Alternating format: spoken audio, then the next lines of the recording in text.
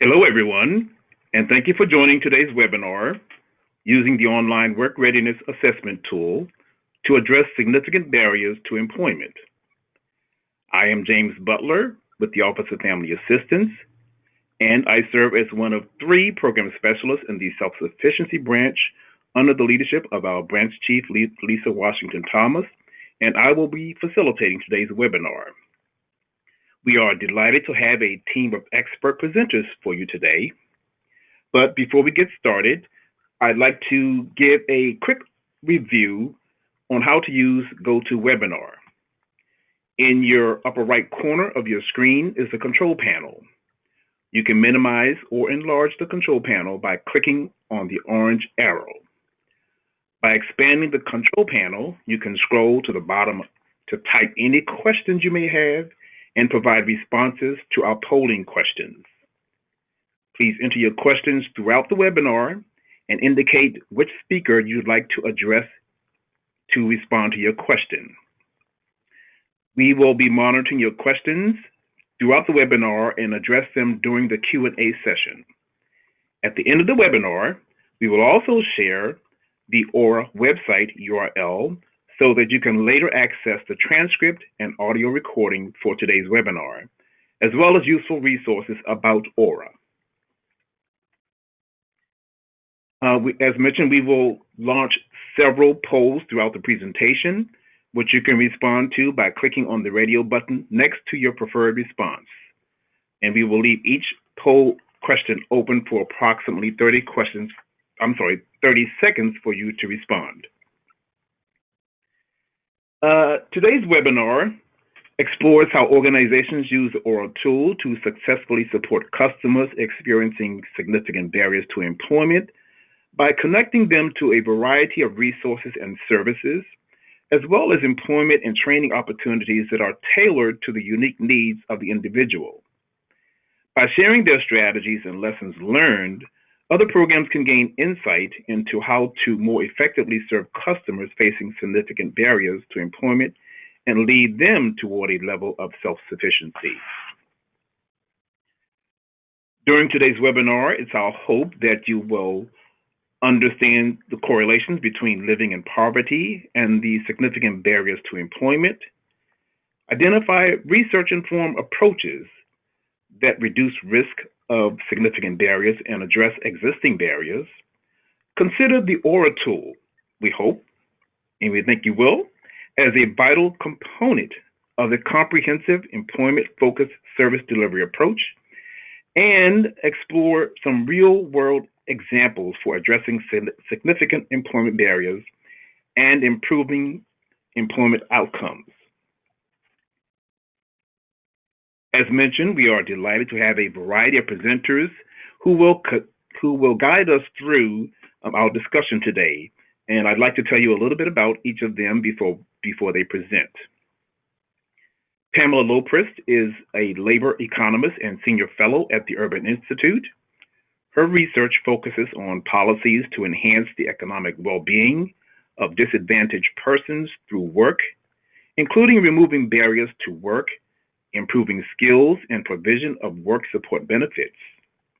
Her work includes research on policies and programs to address barriers to work among low-wage workers, current and former welfare recipients, and adults with disabilities, analyzing labor demand for low-wage workers, understanding how welfare-to-work programs are addressing the needs of people with disabilities, the employment prospects of former welfare recipients, and the needs of youth with disabilities.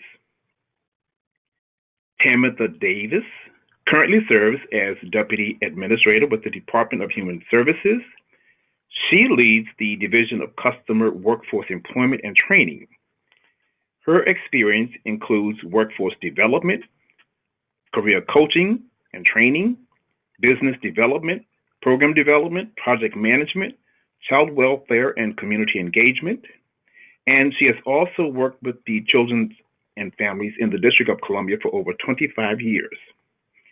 Along with her will be Agnes Benson, who is a licensed professional counselor with over 25 years experience in management, providing therapy and treatment for sex offenders, persons with substance use and behavioral health disorders, planning, problem-solving crisis, intervention, clinical assessments, and developing programs.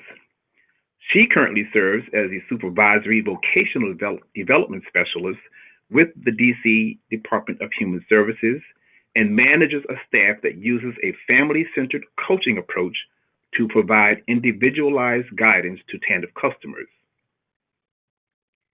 Erica Nelson is a policy analyst at the Council of State Governments Justice Center. She oversees initiatives focused on improving collaborations between corrections and workforce systems and provides training and technical assistance to federal grant programs on evidence-based and best practices in corrections and workforce development arenas. Chantel Jewell builds strategic partnerships, leveraging employment resources for justice-involved individuals while overseeing programs integrating reentry and employment strategies. Previously, Ms. Jewell worked for the Wisconsin Department of Corrections, assisting with policy development in the areas of homeless, sex offenders, evidence-based responses to violations, and crime victim protocols. So we will go ahead and start the presentations off with Pamela Loprest. Pamela, you have the floor. Thank you so much for that overview. So today I'm going to give a background, an overview of challenges to work in poverty for individuals that may be served or assessed with the Online Work Readiness Assessment. There's a lot of research to talk about in terms of both what are the barriers, how they're related to work and poverty, and then what are the evaluations of successful interventions. So I'm going to go kind of quickly, but I know we can have questions at the end. So here's just an overview of the facts about personal challenges, poverty, and work, and there's a large literature on each of these facts, but just so you know, people in poverty or with low incomes have higher rates of many personal challenges that make work more difficult than higher income individuals. And I'll tell you a little bit about what I mean by personal challenges on the next slide. These personal challenges make finding and maintaining work more difficult, and we have research to show that it does reduce the probability of work. Poverty itself increases the likelihood of some of these personal challenges. So being in poverty itself leads to an increase in challenges. Less work, of course, increases the likelihood of being in poverty, which then can cycle to creation of challenges. So you'll see that it's a multidimensional integrated problem. And then poverty is strongly intergenerational. So it's not just with adults that there's a circle, but the children born into poverty have a high chance of staying in poverty, which is something to be concerned. This is just my limited, very poor visual, but trying to show that these three things relate: poverty, challenges to work, less work, poverty, and that child poverty leading to adult poverty is all part of it. Next slide. Some of the challenges to employment among low-income individuals that have been researched and looked at in terms of high prevalence among low-income families and individuals, as well as related to lower probability of work, include low education levels, low functional literacy beyond the highest grade that someone's attained, having small children, poor health and disability, mental health problems and mental illness, having children who have chronic health issues and disability. We could include there taking care of elderly people that have that, as there's less research on that, but that is a part of the issue. Substance use and addiction, experience of domestic violence, either now or in the past, and involvement with the criminal justice system or a record of involvement with the criminal justice system. These are some of the challenges that we're talking about. Just a little bit on prevalence. It varies a lot from studies, and depending on what population you're looking at, these are figures taken from TANF populations, that there's a high level of individuals without even a high school degree, with a child on SSI, which is having a high serious disability, themselves having work-limiting health conditions or having emotional mental health problems. There's a large literature for each of those challenges that could give us more details too. And then it is true that studies show that having those challenges is associated with a lower probability of work, and then a lower number of hours of work if you're working, also with higher probability of losing work. The challenges that make it difficult to find work, just having low education, having a criminal record, challenges that make it difficult to maintain work, these are all the same things that we were just talking about. And research shows that the greater number of challenges, the lower the likelihood of work. So it is important to do that comprehensive look. Assessments that just look at one challenge may miss this fact that two individuals with the same challenge may have different needs because of this constellation of other challenges, and those with multiple challenges have a harder time working. Next slide. So this is just to talk about that poverty and personal challenges are multidirectional. The risk factors that lead to some individuals having these challenges we've talked about are more prevalent in poor families and in geographic areas with lower socioeconomic populations than others. So there's the poverty of an area can lead to challenges that then leads to low work, that then leads to poverty, and it's a circle. And then I just draw your attention to the last two things on this list, which there's a lot of research that's been going on recently about the stress of being poor and being in poverty, and the effect of that chronic stress on infants, pregnant women and infants and children, as well as the effects of stress on the health of adults. And then this area of research called the effect of scarcity on decision making, which suggests that people in poverty and with a lot of immediate challenges due to poverty may have, it may affect their decision making so that they make choices in certain ways that are different than individuals who are not in poverty. So both of those things show how poverty can affect, challenges can affect work, then can increase poverty. Next. And then I'm not going to read all this slide, but it's true that persistently poor children are more likely to be poor adults. I think this is common.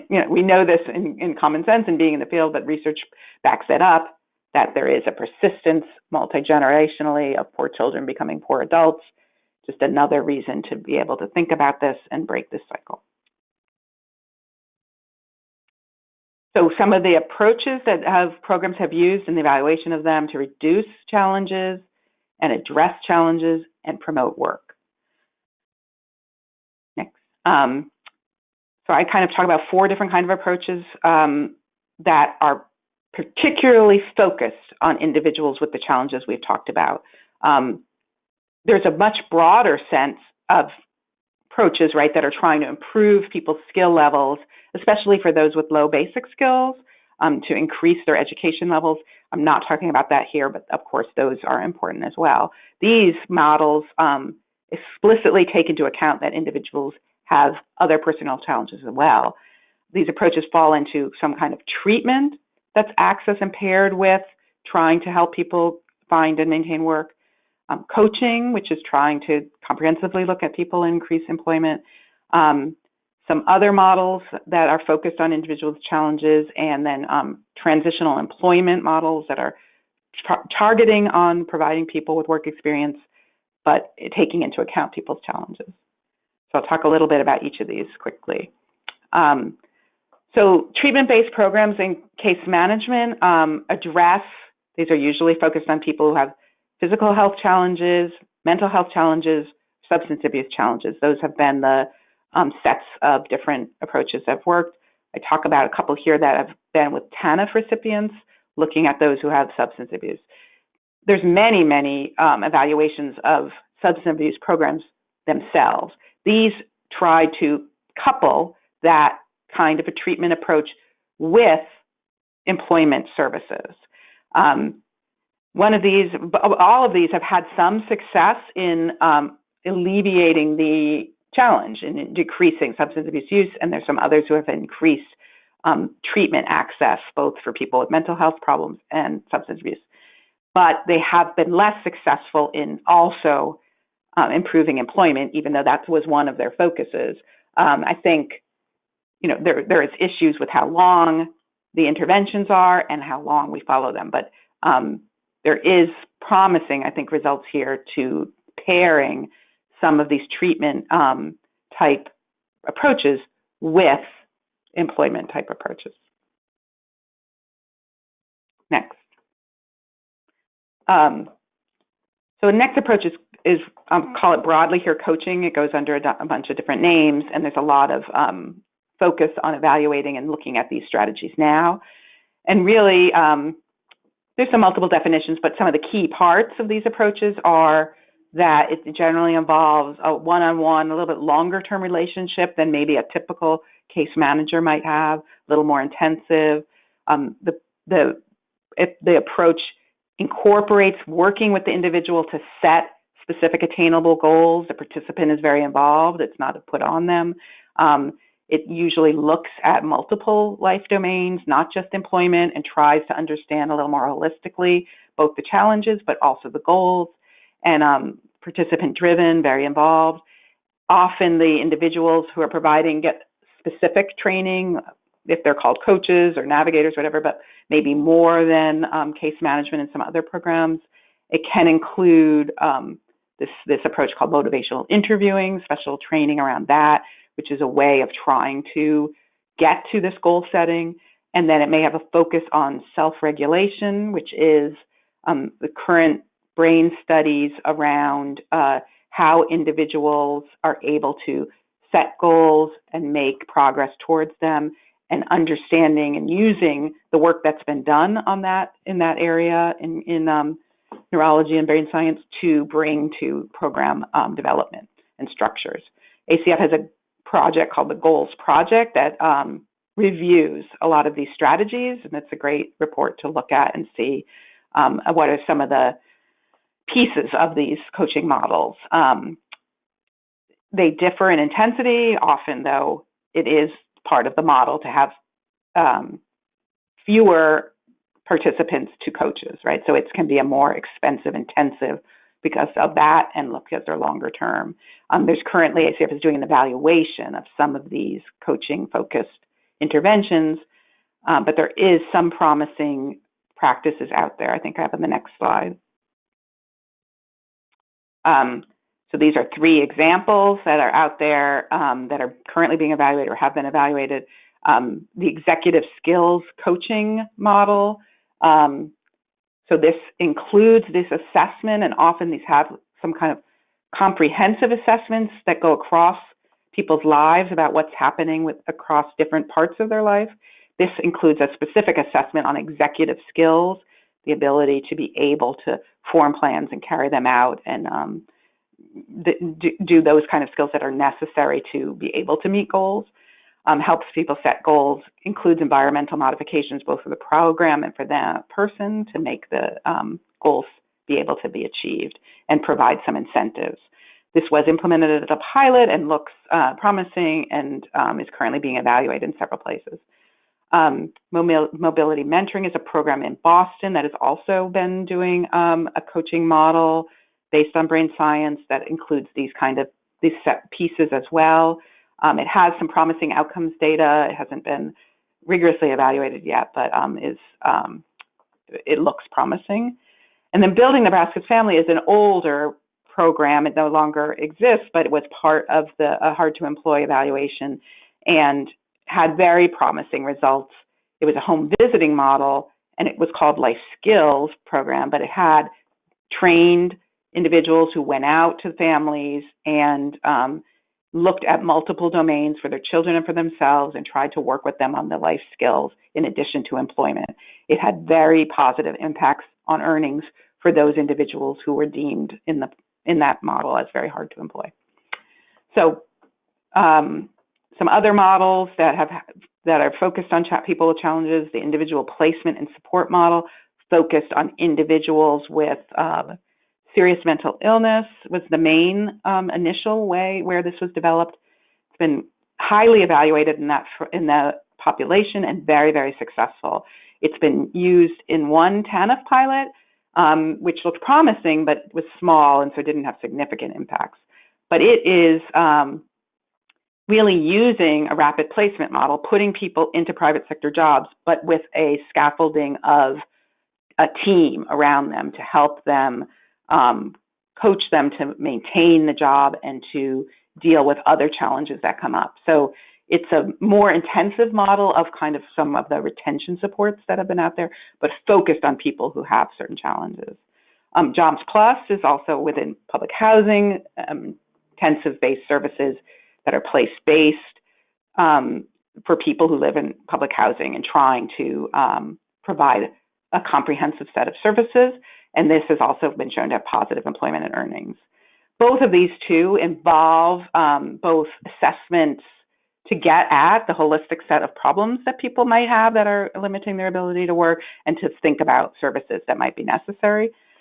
Transitional subsidized jobs is the last one, which is a specific approach to provide people temporary, often subsidized jobs. Again, like IPS, it's the idea of getting people into work and then working with them on challenges that they have and providing additional services. One example of a successful program, this, at least initially, what people were 4 days on the job and 1 day receiving intensive services of other types. There's a lot of evaluations ongoing from ACF and from the Department of Labor on these. So far, most of these programs have shown increases in employment as the people are working, but the results have faded over time. So there's still, the jury's still out kind of on those programs.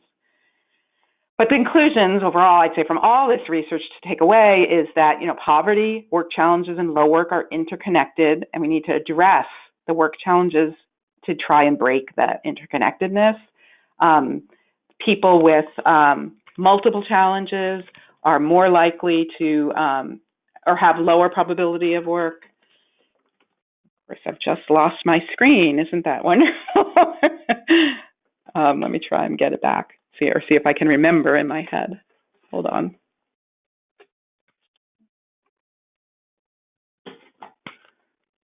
I'm very sorry that my screen has just died. It's not unbelievable. So, oh, here it came back. Okay. So,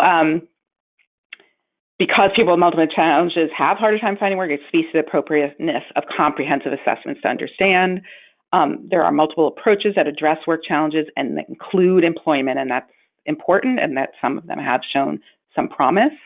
Assessments can be used not only once people are in the programs to figure out the services, but also to figure out what kind of a program. So understanding that people have substance abuse issues, to be able to connect them to a substance abuse program that has some comprehensive services within it. I just add here at the end that a lot of research on creating assessments after TANF was first implemented. And I think one of the lessons we had from that period was that just assessing doesn't really necessarily help if there's nothing to come after it. And in fact, if it gets people's hopes up that something might be coming and there isn't anything, it can have kind of this negative feeling effect on the participant. So that we need to have assessments that are paired with services and programs that help to address the challenges. Sometimes, of course, the capacity in the area for services programs is limited. So I think that's something to think about in connection with the types of assessments that are done. So I'll stop there. Thank you. I'll be on later when we go to questions. Thank you so much, Pamela. And as promised, you will see now your first polling question before you, and we will have Christina Tachico from ICF guide you through the polling question. Thank you, James. So yes, please feel free to pick the radio button that's most applicable for you. We'll leave enough time for people to vote. And I will summarize the results.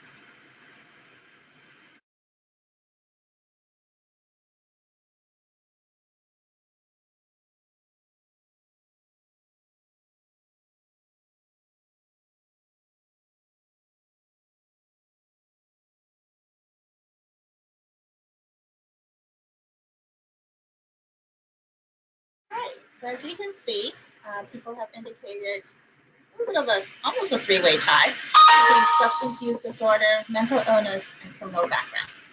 I will turn this back over to James.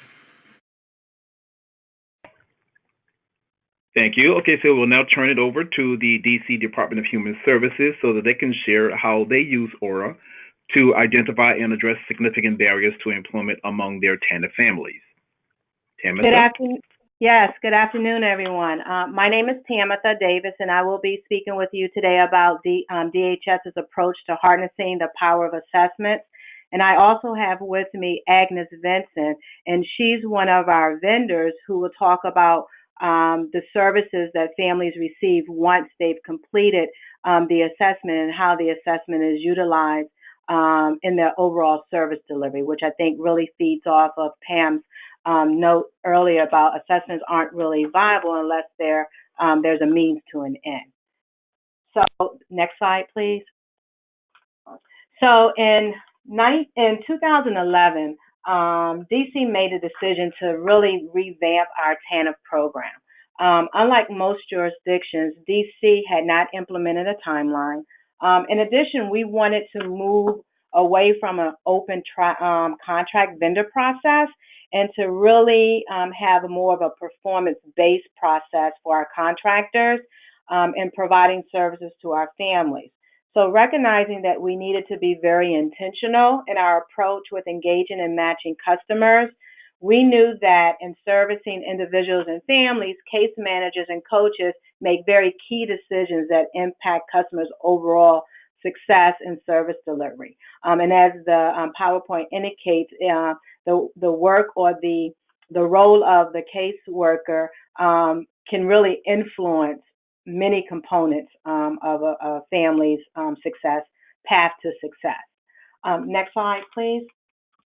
So with that in mind, we recognize that in order to support the family, we have the assumption that caseworkers, we're skilled at our jobs, we understand our customers, we have the appropriate expertise, qualifications, we are experienced, we've been doing it for a long time, etc. But we also know that if we rely solely on that the outcome or the impact on the family could be very subjective, and we did not want that. So, questions that we asked ourselves before deciding on utilizing the OWRA assessment tool were four. What is it that we want to assess? What do we want to do with the information that's obtained from the assessment? What tool is right for us to use and why? And how would we execute the tool?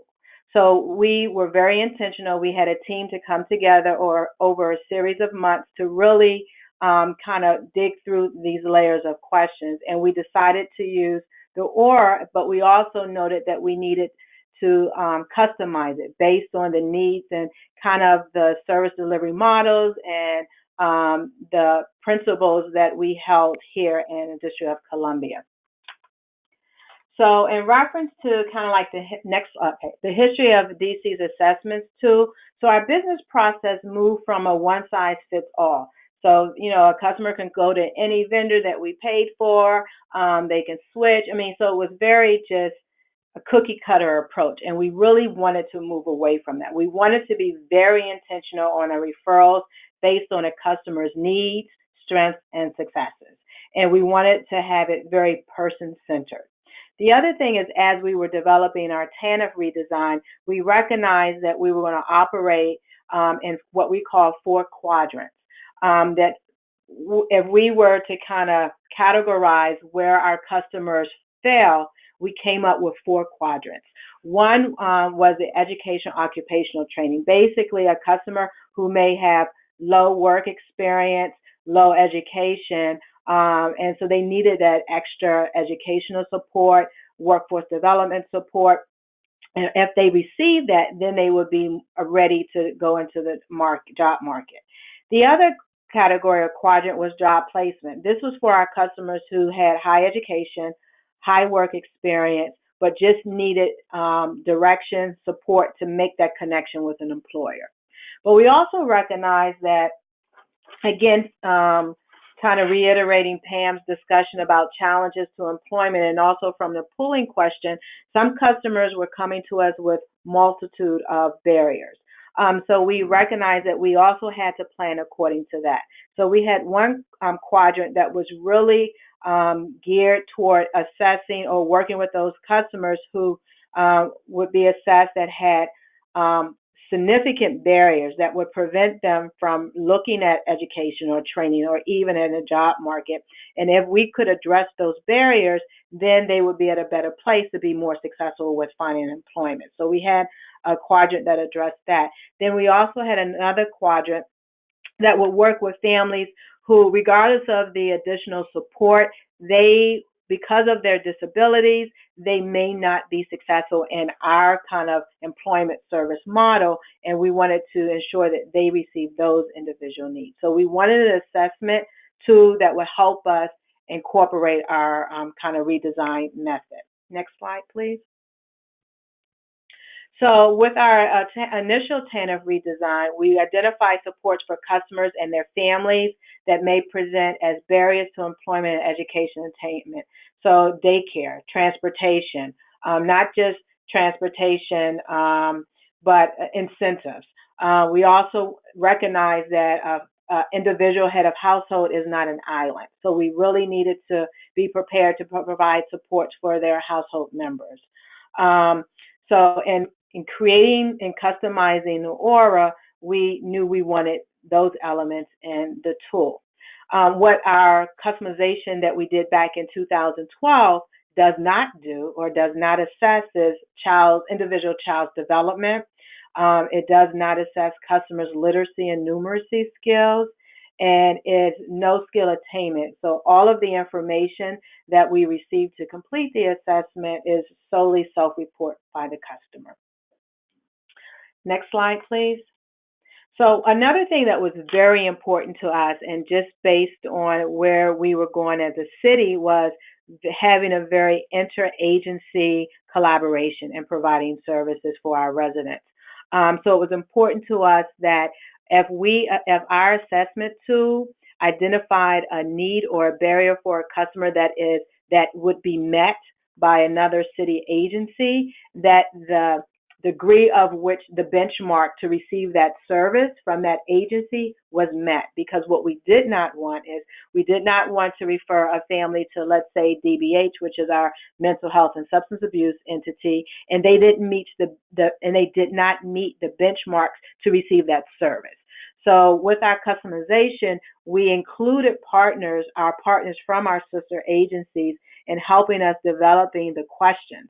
So as the tool, because it is a weighted tool that, based on how the questions are answered, will produce a recommendation, that we wanted to include the questions that are stemmed from that service, from that sister agency. So we're using very specific questions that the child welfare agency uses when they're assessing the need for intervention. We're using very specific questions that is needed to receive behavioral health services, domestic violence. So all of that was incorporated into our customization of our OWRA tool.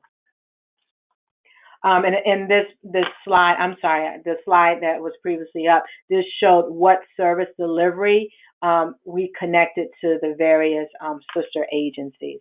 And we also, within our own agency, because we provide TANF and eligibility benefits, but we also, DHS is also the city's agency that addresses our homeless services needs. So all of that is covered there. Okay, next slide, please.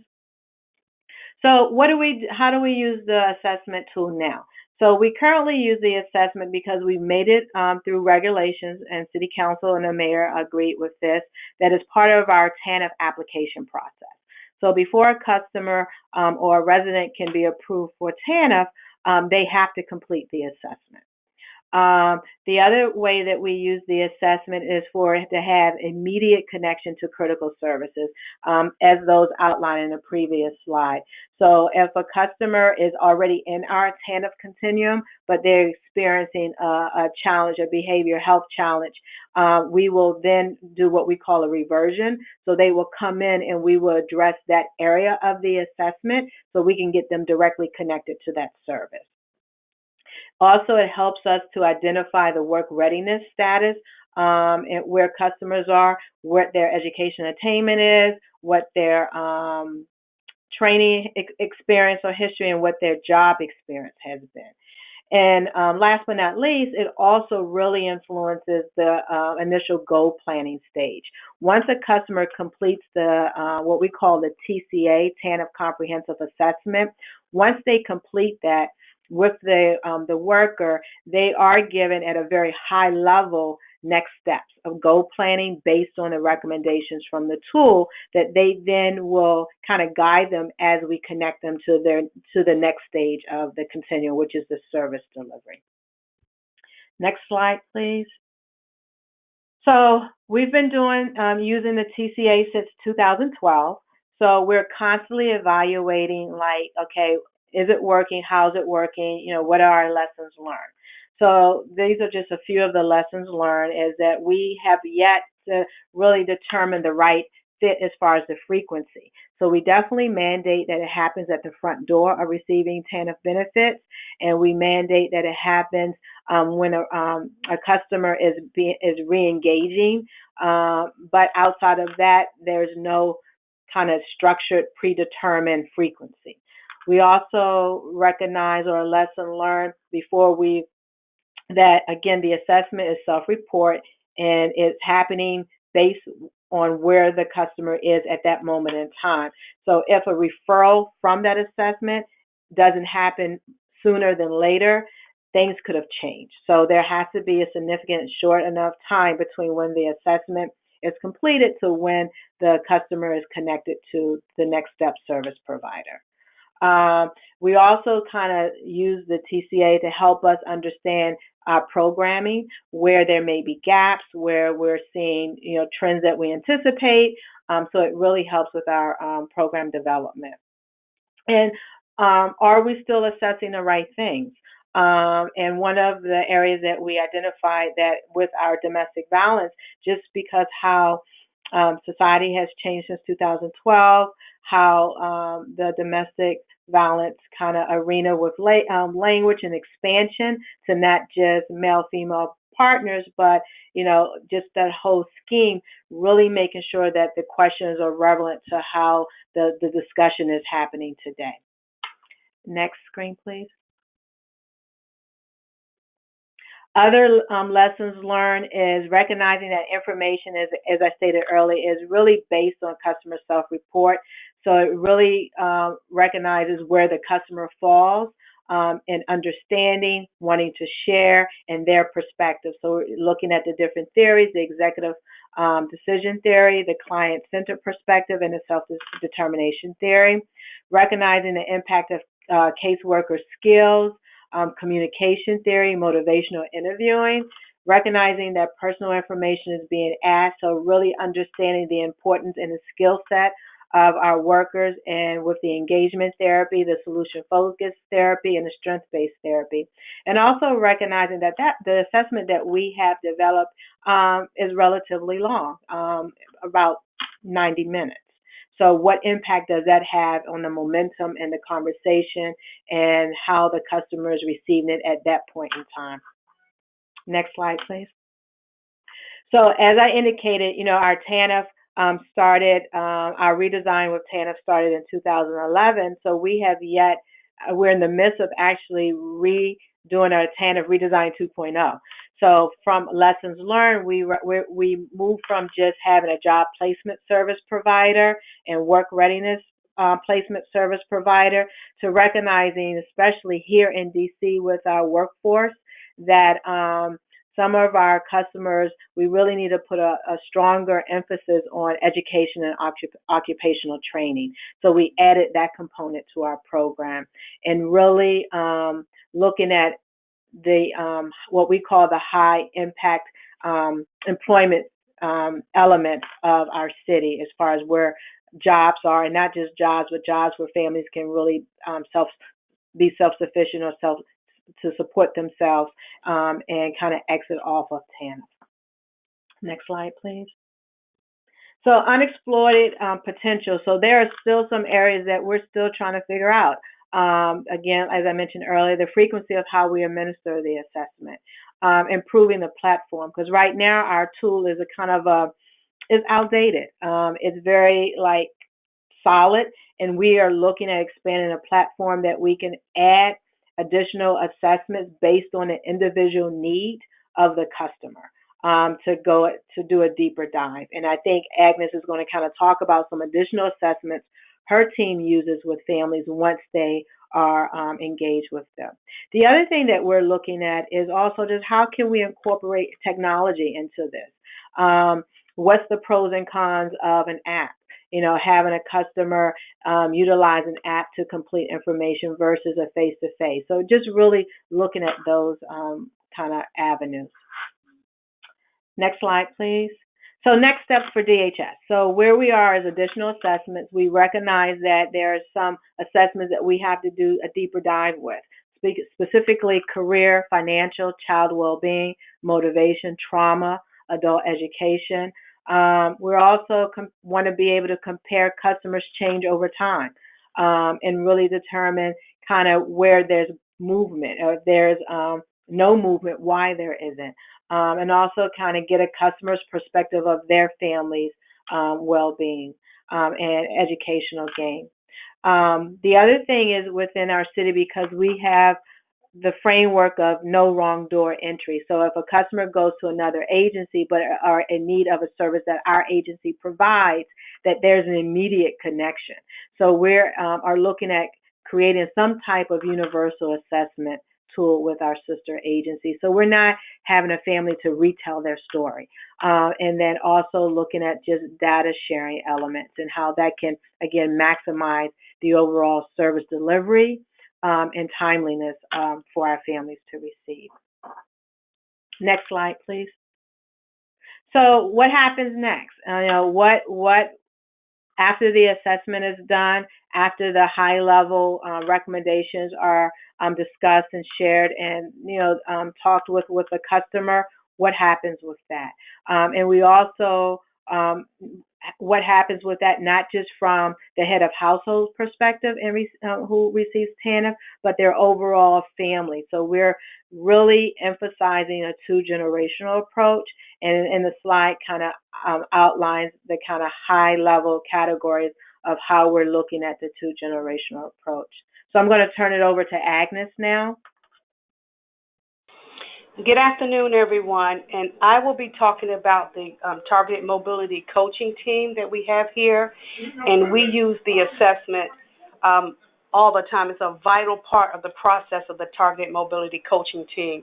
So I was delighted to hear Pamela talk about coaching, because it's truly the right way to go with our customers at this time.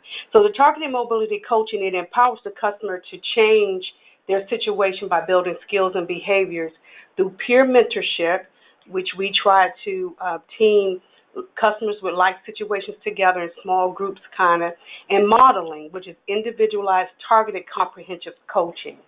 And so this process, it starts with the customer self-identifying their needs, and we then work to develop a plan. So as we go to the next slide, we're going to talk about how the OWRA, which now Ms. Davis said, we call it the TANF Comprehensive Assessment work. And as you see on this slide, there's many targeted moving parts. I'm only going to touch on 3 of these and how we use the TCA, which is the TANF Comprehensive Assessment. You may hear me say that. Starting with the workforce development at the bottom left, the workforce development, we use the TCA to discuss the reasons why a person is not working if they're not. Could the reason be being laid off, they did not pass the drug screen, or was the wages too low? So we use that part of the assessment to target that. And this is the main focus of the targeted mobility coaching team, the education and the occupational training, and hopefully job placement. We use this part of the TCA also to talk about the job history. What's your job history? So we know where to send them and how to help them train, and what their career interest is, so we can build a career pathway. Next, right above that is barrier remediation. We use the TCA to help us identify the barriers in the customers' lives, be it legal, health, substance abuse, mental health. So this helps us to further develop plans. And for us, if the barriers are too severe, we have another team called our Bridges team, which they are transferred to them, and they will help address the barriers so they can help them get them ready for the training and the education to become employed. So the TCA plays a big part with the barrier mediation for us in developing plans. The last part of the targeted movement parts I'm going to talk about is the family planning. The TCA helps us with the family planning. It's a part in there that speaks to the child well-being. So we get the target in on the children if they have specific needs, behavior issues, disabilities. And from that, we can further talk to the customer about family. So we target that whole family, because targeted mobility coaching is a targeted approach for the whole family. And we use echo mapping and genograms, and we talk about the whole family. And the TCA kicks off that discussion for us. So the TCA helps us to identify and observe these components that we need for planning. So as we go to the next slide, for the implementation model, after the outreach and then the intake, again, we back at assessments. But before we can go to that second row of goal setting, we have to hone in on the assessments. And like Ms. Davis said, in addition to the TCA, we had to use other assessments so we can just do a deeper dive. So we do a career assessment to help the customer to identify their interests and build a career path. We do a financial assessment where we talk to them about the importance of checking accounts and budgeting and saving. And we also do an executive functioning exercise, which you also heard earlier.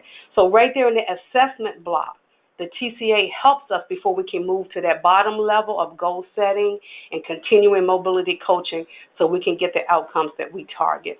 So the TCA, which is formerly the OWRA for us, is truly vital. So the next slide is basically what we come up with a clinical roadmap. So now the TCA has helped us determine a direction with this family. It's helped us to set up our plan or with intervention. And now we continually version or update the TCA when things change or situations change in the customer's lives. So this is just a roadmap we share with our staff to ask them to continue to use the assessment to engage and focus and invoke the customers to help them plan. So we continue to use tools like motivational interviewing, and we have tools called the feelings wheel and the needs wheel, and we make sure we develop a trauma-informed environment so we can continue to provide this clinical feedback and support the customers through transition. So in sum, right here, we don't want the TCA to be a one-time tool, but we want them to use it as we continue to assess and continue with the coaching process. So that is the end of our presentation, but in all, the TCA is truly a vital tool to what we do. We want to continue to educate and advise and give feedback, skills building, and training for our customers. Thank you very much. Thank you both, Tamitha and Agnes. Just a note for those who may have questions for Tamitha, she will not be with us at the end of the Q&A session. But if you have questions, please still send them, and we will make certain that those questions are sent to her, and we will get a response back to you. And so you should now see the second polling question, which, again, Christina will guide you through.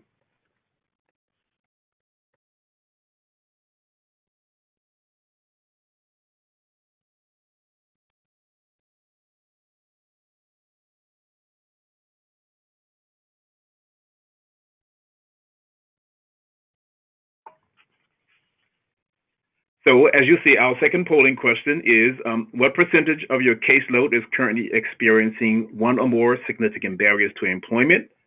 And we'll give you a few moments to respond to those. Sorry, James, I was talking on mute.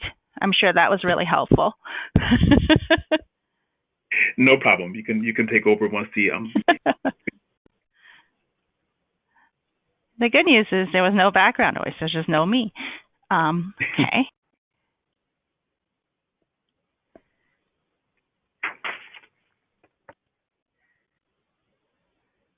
All right.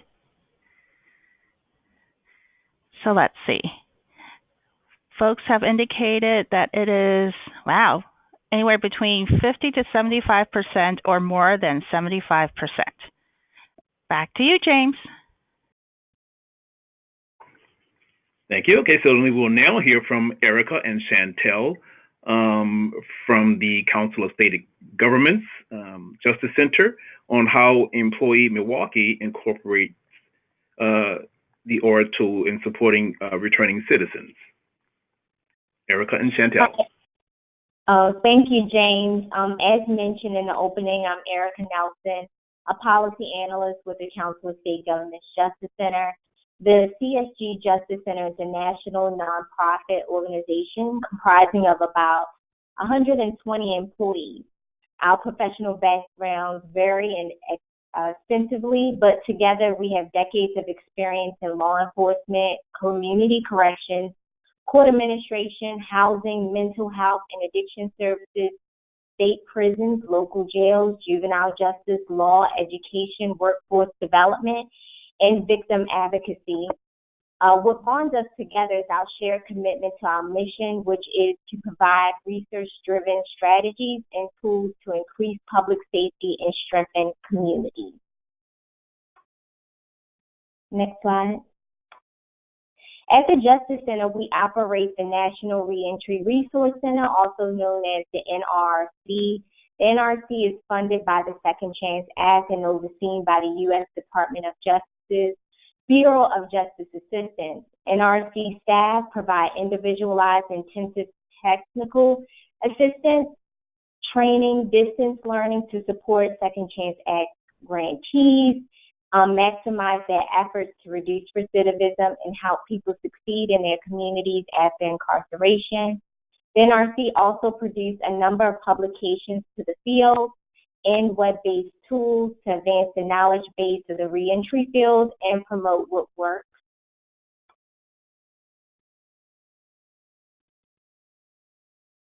To learn more about the NRC, including funding opportunities, please visit csgjusticeCenter.org/NRC. Next slide. So I'm going to talk a little bit about the framework that led to the development of using the OWRA. So a lot of questions that we get in terms of working with the reentry population is how do you build the skills necessary for the labor market and reduce the likelihood of reoffending. And you do this by bridging and integrating best practices from corrections and workforce development fields and building collaboration between corrections, workforce development, and community-based service providers. And I know Tamla talked a little bit about bridging and building those connections, and that's pretty much what you should do in any type of framework when you're helping people gain services for employment in other areas. In 2013, the Integrated Reentry and Employment Strategies Framework, or what we call IRES for short, was published to assist policymakers and practitioners from corrections and workforce development fields collectively determine how to prioritize resources to improve the recidivism and employment outcomes of people returning to communities after incarceration or who are on parole or probation. Next slide. The IRES framework is heavily based on risk, need, and responsivity, or the R&R model. The R&R model is perhaps the most influential model of assessing and treating offenders. The diagram shown to you now is called the Resource Allocation and Service Matching Tool, which utilizes a validated criminologic risk and needs assessment along with a job readiness assessment or screening to recommend the delivery of targeted and integrated employment interventions. Because the tool groups people by risk first, then by readiness for work, resources can be more efficiently focused where they can be more effective. Next slide. The types of employment services provided should really differ based on a participant's level of job readiness. Employment programs providing service to hard-to-employ populations which have characteristics such as challenges within transportation and housing, education, skill deficiencies, and health or other needs, which can often be found amongst TANF populations and people with criminal records. For these populations, employment programs generally aim at achieving two broad goals, either getting people ready for work or helping them find and retain employment. For people who are more ready for work, the services should focus on job development, coaching, job retention, and advancement. For people who are less ready for employment, their services should focus on soft skill development and supportive services such as transitional jobs, which Pamela had mentioned a little bit earlier. Next slide. Now, the factors that put up, just one slide prior. Great. So the factors that put a person at a higher risk of reoffending can have a significant impact on employability. Therefore, beyond what types of services are provided, agencies must also consider how those services are delivered to impact recidivism.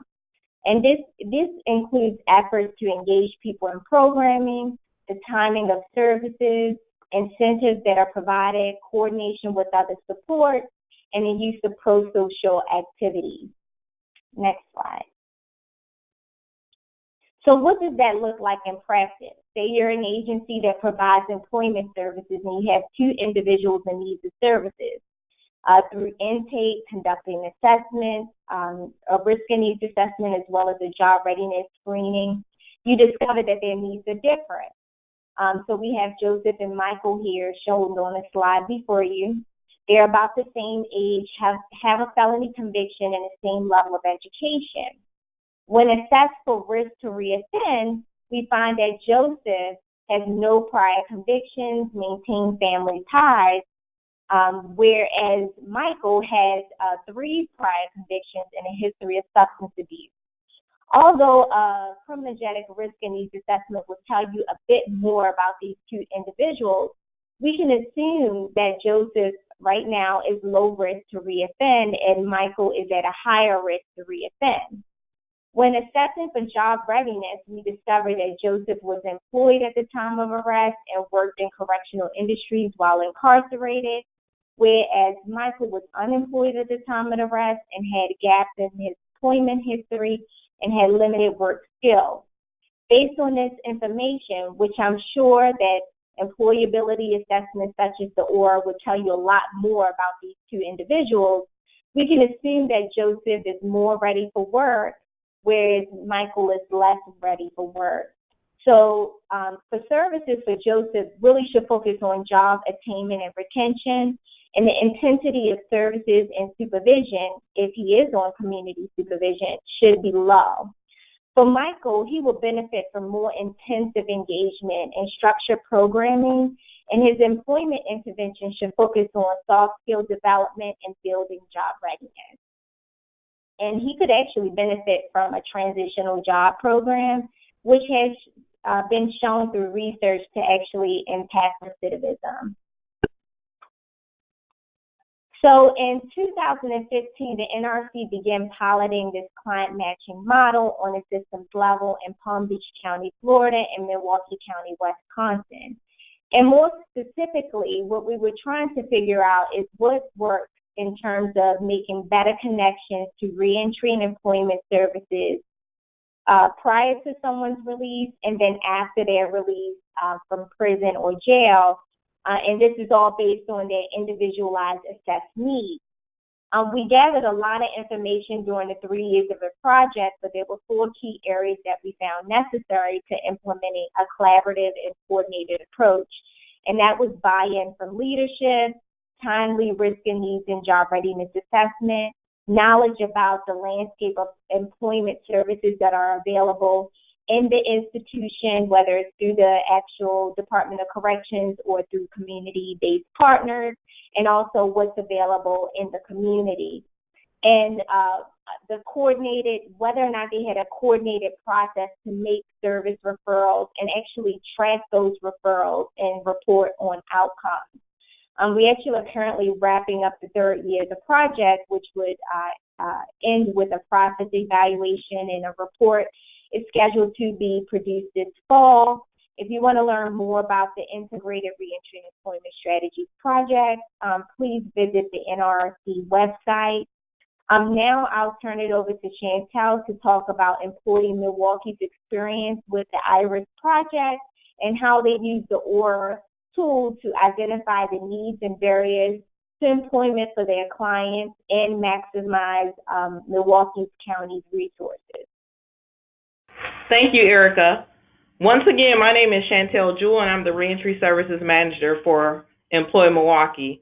Employ Milwaukee manages workforce for Milwaukee County and is the largest workforce board in the state of Wisconsin. It's one of 11 boards that receive federal WIOA funding. Next slide.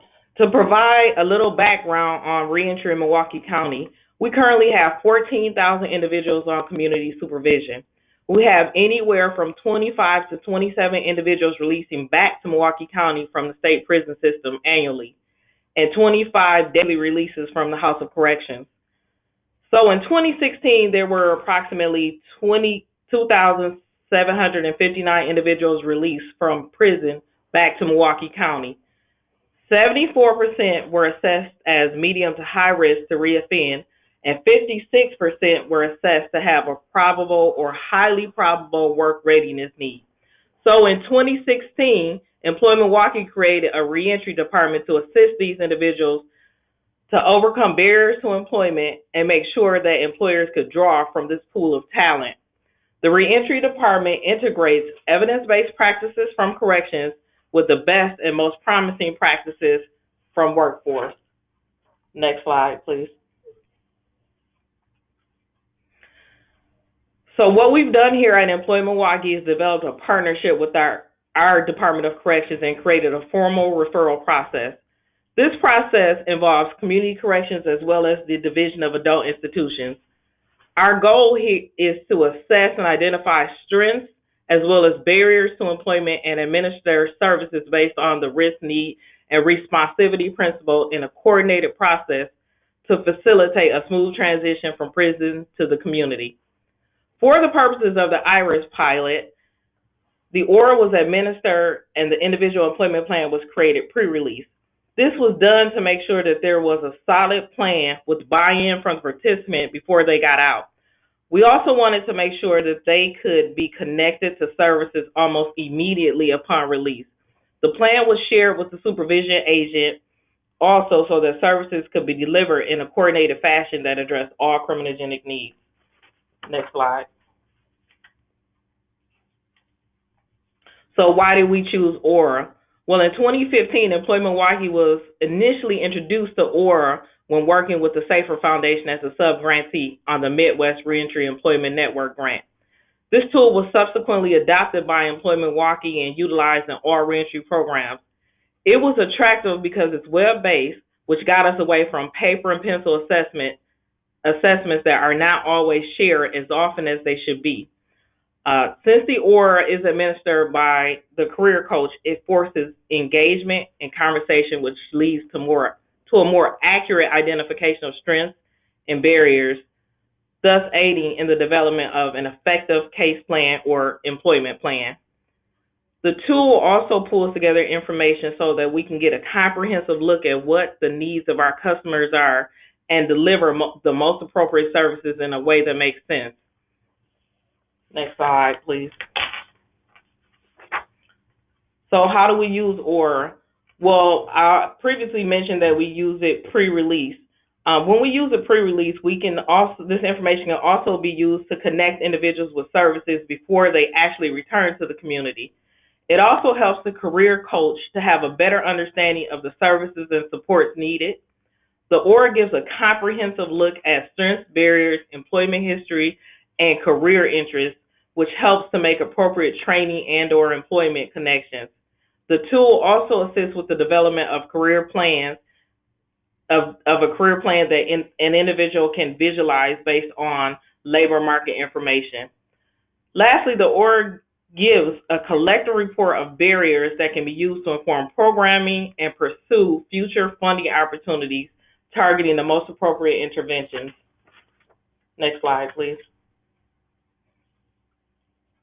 So I wanted to share some successful program strategies to effectively support customers with significant barriers. The first, I'd say, find ways to increase social capital. In order to build social capital, give participants as many opportunities as possible to connect with employers. This could potentially be employers facilitating some type of skills-related sessions, facility tours, job shadows, etc. These types of activities may help to build confidence and increase motivation. Another suggestion is also to create a Bureau of Business Volunteers. Utilize MI or motivational interviewing to increase intrinsic motivation and operate from a strength-based approach. Career coaches and case managers have to figure out what's important to the participants and fuel that. Figure out their why. It's also important to make sure that staff are trained to recognize trauma and how to appropriately respond when they see it. Also, make sure that staff are aware of the resources in the community that can help participants work through their trauma. We also found that it is important to develop formal relationships and a referral process for agencies that we use. This keeps the communication flowing both ways and ensures that participants are getting required services. Incentives are evidence-based and are used to increase motivation. So whenever feasible, develop monetary and non-monetary incentives. Whenever possible, have former participants share their story. This makes it real for individuals and instills a sense of hope that they can overcome their barriers. Create videos of these stories that can also be played in waiting areas. Lastly, come up with creative ways to celebrate success and make a big deal out of it. The celebration should be something memorable and put a smile on the faces of participants. And I'm going to let Erica talk about the next slide. Okay, great. Thank you, Chantel, for that information. As a part of the IRIS project, the Council of State Government Justice Center had did like a snapshot of the people that they were serving. So Employment Milwaukee served about 84 males assessed as high-risk to reoffend. They were releasing from 4 state prisons between July 1st and December 31st, 2017, and on community supervision, either parole or probation. The Justice Center conducted an analysis using a random subsample of the population that was about 19 individuals. And we reviewed the OWRA self-sufficiency plans, which the assessment tool actually generates these plans that are used to refer people to services and so forth. It was discovered that actually 79% of clients had previous work experience, and also 79% had a high school diploma or equivalent. Common work interests for this group include building things, working indoors, fixing objects, working outdoors with tools or objects, and cleaning and organizing rooms or areas. A large proportion of the group had a career interest in construction or extraction, which was about 74%. Next slide. Trends in regards to barriers to employment included financial management, being currently unemployed, transportation issues, and the likelihood of having a substance addiction. In addition to assessing barriers, Employment Milwaukee actually customized their screening tool, or their OWRA assessment, to screen for areas where additional services may be needed, such as if a person was a single parent, the self-sufficiency plan would give a recommendation for child care services that are in the area and connections to other federally funded programs, and provide linkages to materials that would be needed to needed to be completed in order to enroll in services. So it gave alerts to the case manager of things that they should be looking for, other additional resources that they should be using. Overall, this information is not only helpful in terms of building that individualized employment plan, but as Chantel mentioned, it's really important in terms of identifying trends and needs for the entire population, which ultimately can be used to reallocate resources and funding to support the services that are needed most amongst their population. So now I'll turn it back over to Chantel to talk a little bit about lessons learned from using the OWRA assessment. So what we learned is really having a clear understanding of the barriers. As mentioned on a previous slide, we knew about transportation barriers. However, we were less informed about financial literacy, which helps us to understand that we needed to allocate more resources to that area. But it does make sense based on Pam's, the information that Pam shared earlier. The OWRA also helps us to understand our resources and gaps in resources, which helps us guide our planning. We also use information from the tool for grant applications, as Erica previously mentioned. We found, and so an example of this is we found that driver's license to be such a huge barrier that we were able to go back and have conversations with Department of Corrections, one of our partners, and reallocate some funding to address driver's license recovery. Next slide. So some of the lessons that we've learned along the way. Staff must be adequately trained and retrained on MI and trauma awareness to work with people with significant barriers. Staff should be equipped to explain to participants why they are doing the assessment and what happens with the results. Especially in corrections, people are not always trusting of the system. So we need to be able to articulate clearly what's going to happen with the tool. And again, making sure that the clients understand that it's a very individualized tool and we don't want to use a cookie cutter approach with them, and making sure that they get the services that they actually need. We need to make sure that staff have a clear understanding of how to use the tool, how to analyze the results, and how to build an effective employment plan. Develop strong relationships with organizations that specialize in different barrier removal services and supports, making sure that communication flows both ways so that the customers get the intended services. And then once again, use incentives to reward the behavior that we want to see. Sanctioning doesn't always work, and more punishment is not always the most effective. Lastly, as the workforce board, we cannot solely focus on placement.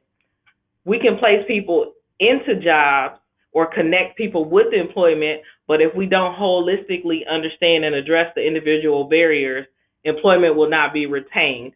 We can't afford to continue to work in silos. We must work comprehensively. We recognize the same barriers that cause individuals to become involved in criminal behaviors are the same barriers that keep them from becoming positively engaged in the workforce. So we need to figure out how to do more systems integration. And that's the end of our presentation. Thank you, Erica and Chantel. And so you should now see our next polling question, which Christina will guide you through. Thank you. This is actually not a polling question. You actually have to type this into the question box. But it basically, as a result of this webinar, what is one thing you will do differently to better support customers experiencing significant barriers to employment? Give folks a minute or two to type that into your question box. In the meanwhile, if you also have questions that you would like to pose, please type that into the question box as well.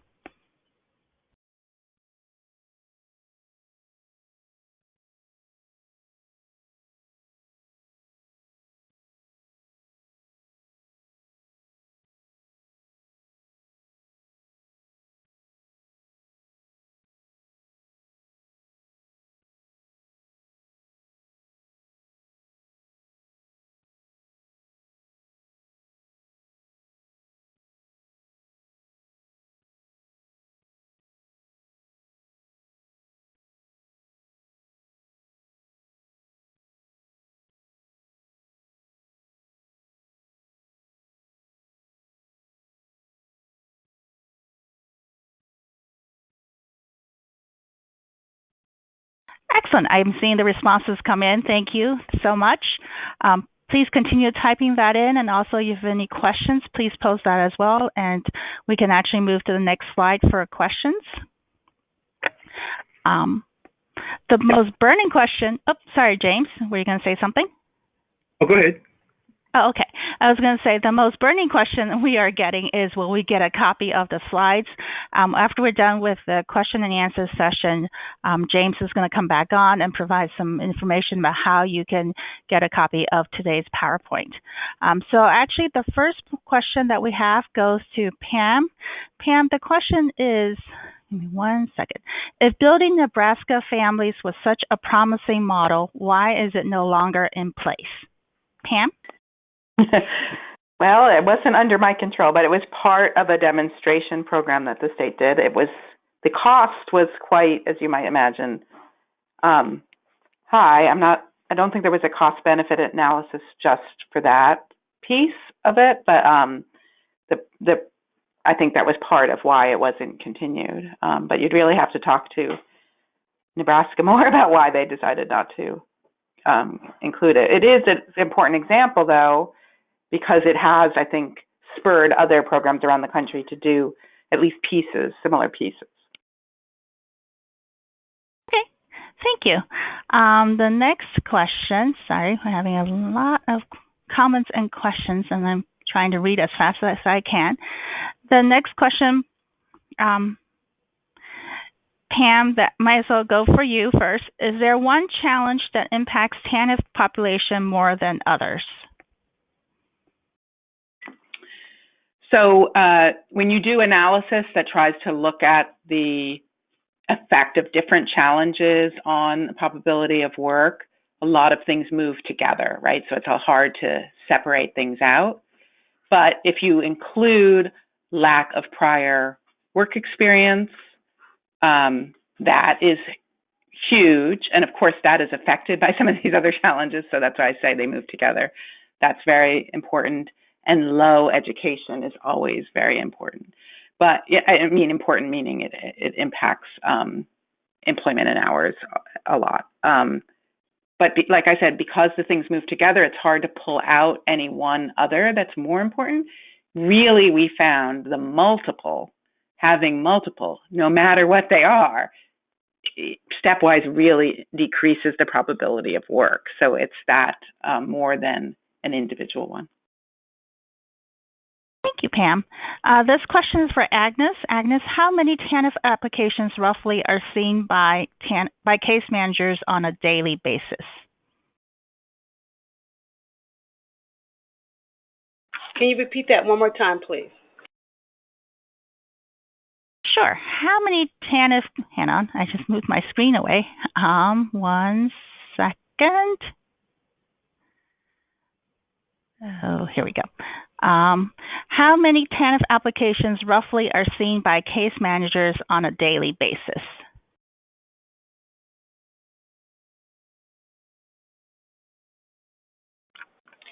I will have to get that number and get back with you. And I can probably do that by the end of this webinar. So I'll get back to you and type it in. Okay, thank you. Let's see. The next question is, hold on 1 second.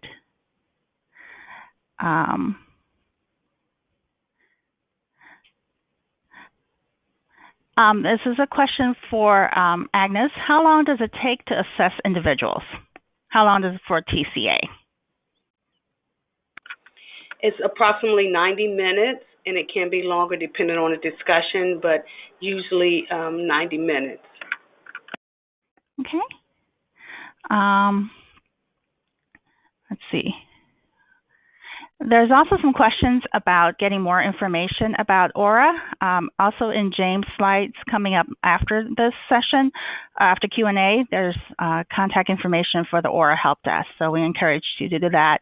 Or if you want to type in your email, the OWRA Help Desk will follow up with you as well. So also for you, Agnes, what are best practices or tips that DC use to establish effective data sharing with other agencies? Um, e- Effective data sharing with other agencies. Of course, there's a whole legal process around what we can share. So with our agencies, it's usually from the executive level management, and there's a type of reporting, but it can be limited depending on what's asked for. Okay. And do you have, also for you, Agnes, do you have any tangible data that participants are moving into self-sufficiency through the use of TCA? Tangible data, I would have to find out about that. I know we keep a lot of data, and supervisor level as well as management level has to report monthly. So I'll have to ask that specific question to our data team, and that'll be one of the answers that I'll have Tamitha provide back to us. Okay, perfect. Thank you. So this is both for Agnes and for Chantal. How effective is motivational interviewing in combination with OWRA? Does OWRA facilitate more discussion with participants? I don't know, Chantal or Agnes, which one of you would like to take that first? Well, you're only going to get, you really have to have a skilled interviewer to administer OWRA because it's going to be really necessary to try to tap into what's going on with that individual. So interviewing is critical to making sure that you get enough information so that you're targeting the appropriate barriers, identifying the strengths, and building an effective case plan. You can do it if you just ask the questions, but if you don't have a skilled interviewer, I don't know how effective that employment plan will be. Okay, and Agnes, do you want to add in? Yes, I agree. And because of that, what we did, we really purposefully set up trainings for our staff. So we have trainings right now once a month, and one of the big ones, which we're going to do again before the end of the year, is motivational interviewing with OWRAs and how to create a trauma-informed environment, because it is long and you need to use targeted and skilled questions during the TCA process to get the answers that you want. So motivational interviewing is a huge part for us, affirming and knowing how to use open-ended questions. So we had to take the approach of training and retraining. And to add to that, sometimes we're not dealing with the most innovative, the most motivated population. So it's important that people are skilled at learning how to increase that intrinsic motivation to get people moving more toward work and addressing the necessary barriers. Okay, thank you. This is for all our speakers. How much does cultural sensitivity play in terms of a role in the development of creating a plan for customers to be successful in their employment? Does anyone want to take that first? I'll start. This is Chantel. Go ahead. I think, Chantal, you said you were going to start first. Okay. Well, I think, especially in terms of dealing with the reentry population, it's research-based that we do need to take into account responsivity, and sometimes cultural awareness or cultural diversity plays a major factor into it. You really just have to, again, through interviewing and working with those individual participants, learn what they're going to be the most responsive to and create plans surrounding that. Okay, does anyone else? Culture sensitivity, cultural competency, sensitivity plays a huge part. And again, we had to go back to training. So we require our staff, especially those that are administering the TCA, to take a training in cultural sensitivity. We actually have one coming up, and it's a huge requirement for us here at DHS. Okay. This is a question for, I guess, Chantel and or Erica. How do you handle assessments pre-release? So as I previously mentioned, we've developed a partnership with our Department of Corrections. And so we had to work with community corrections as well as the adult institutions to develop a process for my staff to enter the institutions and complete those assessments. And Department of Correction actually gave us access to their institution records too, whereas we could utilize that in our assessments. But it was a process, and Erica, you can add on if you want to. I think you explained it well. It definitely was a process, and it goes back to that relationship building with the Department of Corrections, having a clear understanding of, their policies and their procedures, and being able to work with them to identify a plan to administer the assessment. The OWRA is online based, so some of the staff had to bring in laptops or, have to meet access computers within the institution that has internet access. So it's really about that strong partnership with your Department of Corrections to be able to do it pre-release. Okay, thank you. I'm going to do one more question, and then I will turn it back to James. I know there's still more questions coming in. Please continue typing in your questions, and we will make sure they all get answered. And again, once I turn it back to James, all of the information from today's webinar will be posted on the OWRA website. I know I saw some requests for more information about OWRA, as well as for a demo of OWRA. Please reach out to our help desk. You will get that information shortly. So the last question for anyone, any of our speakers, was regarding motivational interviewing for your staff. How were you able to measure effectiveness and implementation with your staff?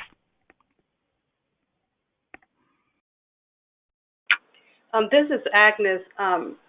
For us, once the training is over, the staff, we ask them to do a 3-question questionnaire that we created in Google, and they respond to that. And also during our supervision time, I know for the coaches and case managers, social workers, we observe them with a customer and in their peer groups or whatever they're doing, and we actually do an assessment, and we talk about it in individual as well as our team meetings. Okay.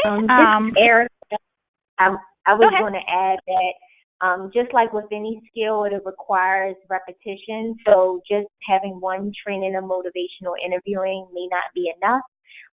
We've seen where it's kind of built into the training plan for agencies, so they may have the training annually or every 6 months with that opportunity, like what was mentioned before, to review how that person was actually doing the skill.